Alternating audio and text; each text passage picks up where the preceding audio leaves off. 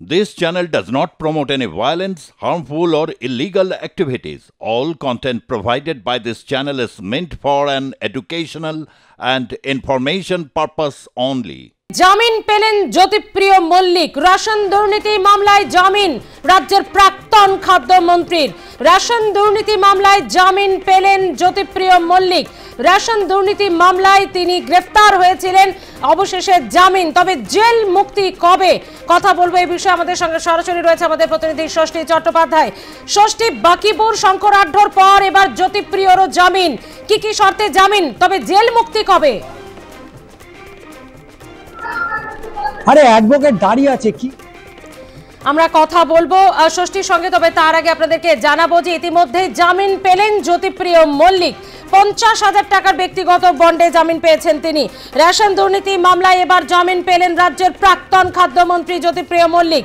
ইডির বিশেষ আদালতে জামিন পেলেন রাজ্যের প্রাক্তন খাদ্যমন্ত্রী। 50 লক্ষ টাকার ব্যক্তিগত বন্ডে জামিন। রেশন দুর্নীতি মামলায় এর আগেই বাকিবুর রহমান, তার অত্যন্ত ঘনিষ্ঠ এবং শঙ্করাঢ্যরা জামিন পেয়েছে। এবার জামিন পেলেন রেশন দুর্নীতি মামলায় জ্যোতিপ্রিয় মল্লিক।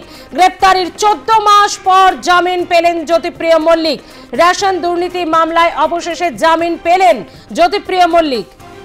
কথা বলবো, আমাদের সঙ্গে রয়েছে আমাদের প্রতিনিধি ষষ্ঠী। কি কি শর্তে জামিন, জেল মুক্তি কবে?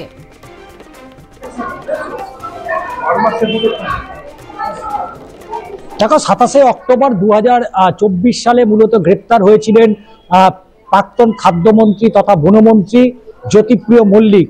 এবং তিনি শুরুর দিন থেকেই তিনি অসুস্থ ছিলেন এবং আমরা যখন দেখেছি তাকে ইডি যখন গ্রেপ্তার করে এই রেশন বন্টন দুর্নীতি মামলায়, এবং সেই সময় থেকে যখন প্রথম তাকে এজলাসে হাজির করা হয়েছিল সেদিন থেকেই তিনি অসুস্থ হয়ে পড়েন এবং দীর্ঘ সময় ধরে অসুস্থ রয়েছে। বারবার কখনো কলকাতা হাইকোর্ট এবং বা নিম্ন আদালতে বিচার প্রক্রিয়াতে বারবার তিনি বলেছেন তিনি অসুস্থ রয়েছেন, হাসপাতালে তাকে চিকিৎসা করার প্রয়োজনীয়তা রয়েছে, একাধিকবার তার আইনজীবীরা বলেছেন। এবং এই রেশন বন্টন দুর্নীতি মামলায় যেখানে বারবার বলা হয়েছিল কেন্দ্রীয় তদন্তকারী সংস্থার পক্ষ থেকে যে জ্যোতিপ্রিয় মল্লিক বা পার্থ চট্টোপাধ্যায় এরা খুব প্রভাবশালী ব্যক্তি, তাহলে এই যে অবশ্যই সে বিষয়ে অবশ্যই কথা বলবো। আমার সাথে রয়েছে কলকাতা হাইকোর্টের বিশিষ্ট আইনজীবী, তার সাথে একবার কথা বলে নেব। এই যে আমরা বারবার দেখছি যে দাদা এই প্রভাবশালী তকমা, অথচ দেখা যাচ্ছে তাদের জামিন হয়ে যাচ্ছে। এবং এই আরজিকর মামলা সেখানেও দেখা গেল সন্দীপ ঘোষ প্রভাবশালী এবং তার পাশাপাশি টালা থানার প্রাক্তন অফিসার ইনচার্জ তিনিও প্রভাবশালী, পার্থ চট্টোপাধ্যায় তিনিও প্রভাবশালী, তিনিও সুপ্রিম কোর্ট থেকে জামিন পেয়ে গেছে। এখন ফেব্রুয়ারিতে আবার তার জামিনের অপেক্ষায়। এবং এই যে ইডির যে মামলা, যেখানে লার্জার একটা কনস্পিরেসি, সেখানেও আজকে জ্যোতিপ্রিয় মল্লিকের জামিনে গেলে কি বলবেন? দুটো কথা বলবো। একটা হচ্ছে যে রেশন দুর্নীতি হয়েছে, রেশন গরিবের কাছে পৌঁছানোর কথা, পৌঁছায়নি। কিন্তু কেন পৌঁছায়নি, কারাই অপরাধ করলো তা ধরা পড়লো না।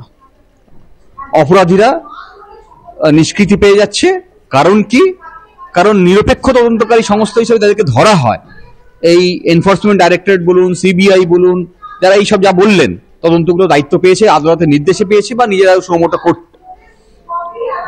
তাহলে এই তদন্ত শুরু হচ্ছে, অ্যারেস্ট হচ্ছে, নির্বাচনে তার অ্যাডভান্টেজ নেওয়ার চেষ্টা করা হচ্ছে, দাবি করা হচ্ছে যে কেন্দ্র সরকার যারা চালাচ্ছেন তারা নিরপেক্ষভাবে তদন্ত করার চেষ্টা করছে।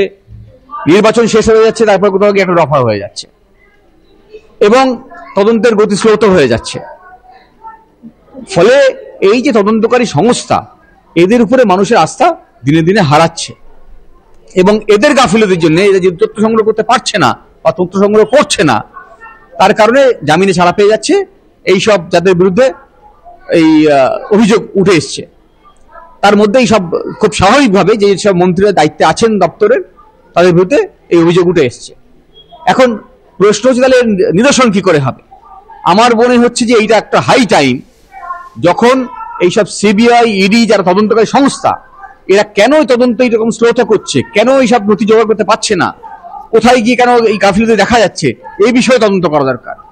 ফলে একটা নিরপেক্ষ তদন্তকারী টিম তৈরি করতে হবে, একটা সিট গঠন করতে হবে এবং সিবিআই এবং ইডি এই যতগুলো সংস্থা বা কলকাতা পুলিশ যাদের বিরুদ্ধে সব অভিযোগ উঠছে তাদের বিরুদ্ধে তদন্ত করতে হবে আলাদা করে। এই যে আমরা দেখছি যে বাকিবুর রহমান যার সূত্রতেই মূলত জ্যোতিপ্রিয় মল্লিক গ্রেপ্তার হয়েছিল, তিনিও আগে জামিন পেয়ে গেছে, জ্যোতিপ্রিয় মল্লিক জামিন পেয়ে গেল। এবং সব থেকে বড় কথা, এই যে সন্দেশখালীতে যে শেখ শাহজাহান এবং রেশন বন্টনের সাথে কিন্তু একটা যোগ রয়েছে, যে কারণে কিন্তু ইডির আধিকারিককে যেখানে মারধর করা হলো এই রেশন বন্টন দুর্নীতির অভিযানে গিয়ে, তাহলে সেই ইডিকে যারা মারলো সেই রেশন বন্টনের সাথেই তো জ্যোতিপ্রিয় মল্লিকের ইনভলভমেন্ট ছিল। তাহলে কোথাও কি মনে হচ্ছে যে কেন্দ্রীয় তদন্তকারী সংস্থার সাথে কোথাও একটা আপোষে ব্যাপারটা মিটিয়ে নেওয়ার চেষ্টা হচ্ছে? হ্যাঁ, সে কথাই বললাম। দেখুন, দুটো ভাগ আছে। একটা অংশের মানুষের কাছে খাবার নেই, যার সংখ্যা প্রায় 90 ভাগ, আর 10 ভাগ যে মানুষ যারা অপেক্ষাকৃত বা অনেক বেশি ধনী, তারা কোথাও গিয়ে এই পুরো ব্যবস্থাকে প্রভাবিত করছে। এবং এটা দেখবেন যারা শাসক দলের মধ্যে আছে, সেটা কেন্দ্র সরকার হতে পারে বা রাজ্য সরকার হতে পারে, এদের মধ্যে একটা নাটক চলছে লড়াইয়ের, কিন্তু আসলে ভেতরে যে বন্দোবস্তটা আছে সেই বন্দোবস্তের কারণেই যে ছাড়া পেয়ে যাচ্ছে, এটা সাধারণ মানুষের বুঝতে অসুবিধা নেই। অর্থাৎ 50,000 টাকার ব্যক্তিগত বন্ডে জামিন মঞ্জুর করা হয়েছে এবং বেশ কিছু শর্ত আরোপ করা হয়েছে নিম্ন আদালতের পক্ষ থেকে। এক, তদন্তকারী আধিকারিকদের সাথে নিয়মিত যোগাযোগ রাখতে হবে জ্যোতিপ্রিয় মল্লিককে। দ্বিতীয় যে বিষয়টা উঠে এসছে সেটা হচ্ছে, যারা এই রেশন বন্টন দুর্নীতিতে যারা অন্যতম সাক্ষী রয়েছেন, সেই সাক্ষীদের কোনোভাবে প্রভাবিত করা যাবে না। একেবারে আপাতত ধন্যবাদ। সব মিলিয়ে কিন্তু ইতিমধ্যে বাকিপুর এবং শঙ্করাঢ্যের পর এবার দেখা গেল জ্যোতিপ্রিয় মল্লিকেরও জামিন মঞ্জুর।